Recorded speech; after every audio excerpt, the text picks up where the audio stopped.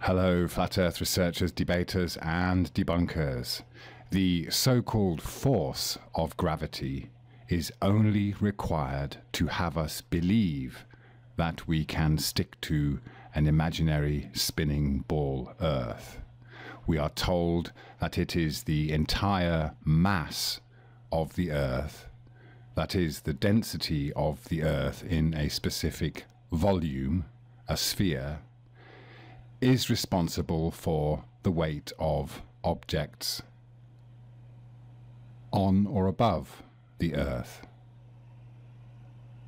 However, we can see from everyday natural science that the idea that there is a constant force pulling everything down towards the Earth is simply wrong. So keep in mind that we are told our weight is a direct result of the Earth being of a particular density held in a sphere of a particular size and volume. That is to theorize that if the Earth were less dense, we would weigh less, and if it were more dense, we would weigh more.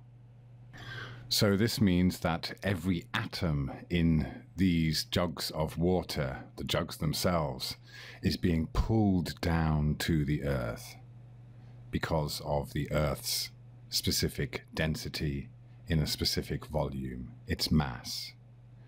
An external force acting on everything on the Earth. So, of course, with the presupposition that there is a downward force called gravity, which is only really measured when dropping things through the air, we then have to counter that force with a buoyant force. But we can see here with these two jugs of water that one is more buoyant than the other. We have the same amount of water, but the jug on the right has more buoyant water because it's more dense with salt. We just made the water denser. We just have a difference in the relative density, not because of any force created by the mass of the Earth, but more to do with the density of the egg's immediate surroundings. And so now we make the water less dense by adding some of the non-salted water. We have an egg floating about at an equilibrium within the water. But if you believe that we live on a globe and stick to it because of the force of gravity, then you have to say that we now have an opposing force, a buoyant force acting on the egg.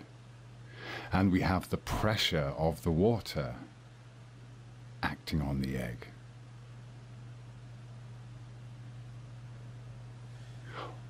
However, if you look at the egg, you see that it is not suffering from being squashed, pushed, or pulled by any forces. It is simply at rest, at its equilibrium with the surroundings. You see, you need not be falling through infinite space to be weightless. There is only ever a downward or upward force if the equilibrium is disrupted, like stretching an elastic band that snaps back to its natural state when you let it go. So here we see the egg is in fact weightless. It is more or less a part of the water at an equilibrium, equal density. So the question is, Where did the gravity go?